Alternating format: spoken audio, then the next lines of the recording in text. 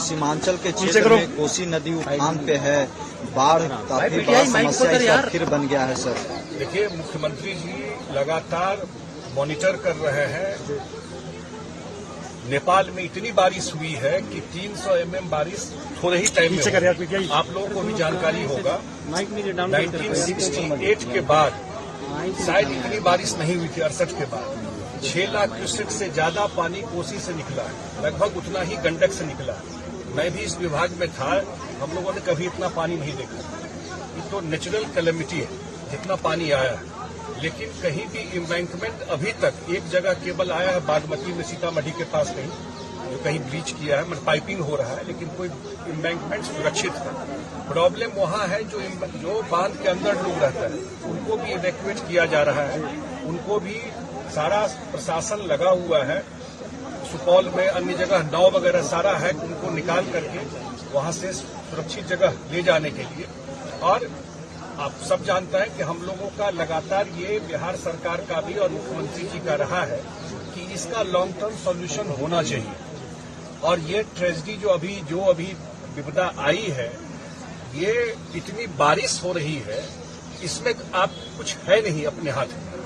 ये बात सही है कि अगर इसका परमानेंट सॉल्यूशन उत्तर बिहार के को अगर सुरक्षित रखना है, तो व्यक्तिगत रूप से या वो लोगों का मानना है कि इसका परमानेंट या लॉन्ग टर्म सॉल्यूशन जो है वो कोसी में हाई डैम बनना चाहिए। या जो इस बार के बजट में भारत सरकार ने कहा है कि बाढ़ के परमानेंट सॉल्यूशन के लिए जो बिहार के अंदर जो 4-5 नदी है वहां हम लोग बराज बनाएंगे, जिससे बाढ़ का भी प्रकोप कम होगा और सिंचाई की व्यवस्था भी होगी।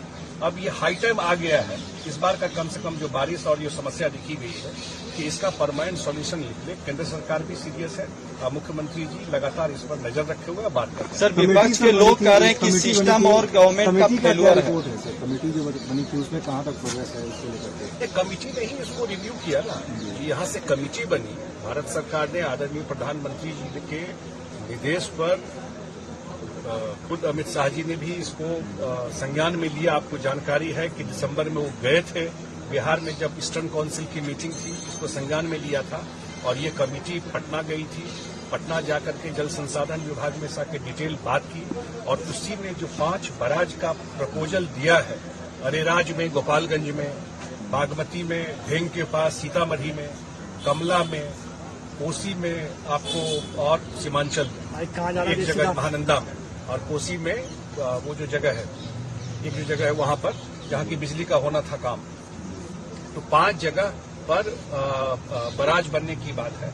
मुझे लगता है ये 5 बराज बनने से जिसका टेक्निकल रिपोर्ट वगैरह चला गया है और जो अगला सेशन आने वाला है तो उसका बजटिंग भी कर दिया जाएगा, जो हम लोगों को बातचीत में जानकारी मिली है। ये 5 बराज पे जो काम शुरू हो जाएगा और ये बन जाएगा, तो कम से कम उत्तर बिहार में मैं बाढ़ का निदान तो नहीं कहूंगा, लेकिन काफी उसका जो असर है वो थोड़ा डाइल्यूट करेगा। लेकिन लॉन्ग टर्म सॉल्यूशन जो है, जो भारत सरकार भी लगातार, नेपाल की पॉलिटिकल परिस्थिति एक अलग तरह की है और भारत सरकार लगातार नेपाल सरकार से भी बात कर रही है कि कोसी में, कमला में, बागमती में, तीनों जगह प्रपोज्ड है हाई डैम का, वो बनेगा और तो उत्तर बिहार का कोई न कोई परमानेंट सॉल्यूशन बाढ़ का होगा।